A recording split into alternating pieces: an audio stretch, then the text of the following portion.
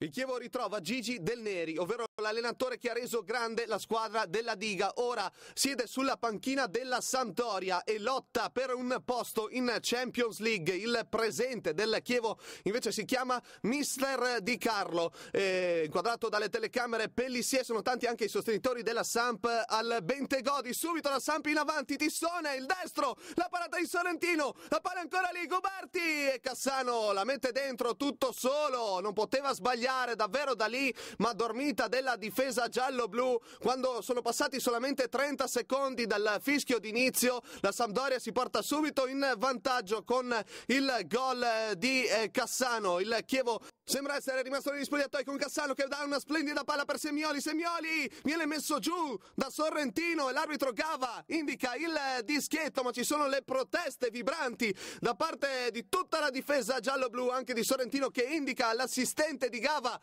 di aver preso il pallone. Rivediamo anche dalle immagini questo intervento di Sorrentino su Semioli. Sì, sembra in effetti aver preso il pallone Sorrentino, poi Gava annulla la decisione precedente. Allora il Chievo, galvanizzato da questa decisione, si porta in avanti e sbaglia clamorosamente con Pellissier, questo sinistro che termina alto. Lo stop del capitano del Chievo e il sinistro fuori misura, altissimo sopra la traversa. Buona questa occasione per il Chievo per trovare il pareggio. Bentivoglia, punizione, e qui Storari si supera davvero l'estremo difensore della Sampdoria su questo calcio di punizione. Il destro splendido di Bentivoglia indirizzato all'incrocio dei pali, bravissimo Storari a rispondere, anche ad agganciare il pallone sulla ribattuta di Mantovani. Ancora il Chievo in avanti, Yepes, il lancio lungo, il colpo di testa di De Paula, palo sfiorato dall'attaccante brasiliano del Chievo. Rivediamo ancora una volta lo stacco imperioso di De Paula e la palla che termina a lato di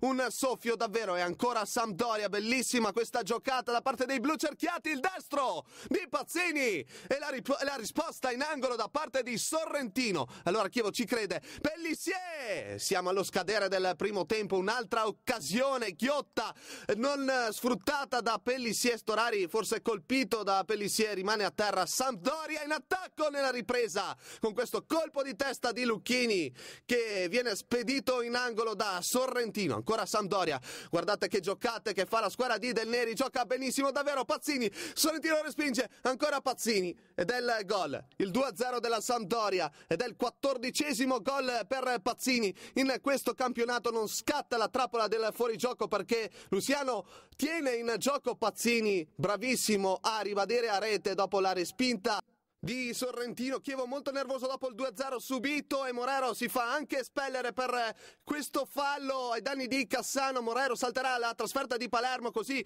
come Pellissier e Rigoni, che sono stati ammoniti ed erano diffidati. Attenzione, Chievo è vivo!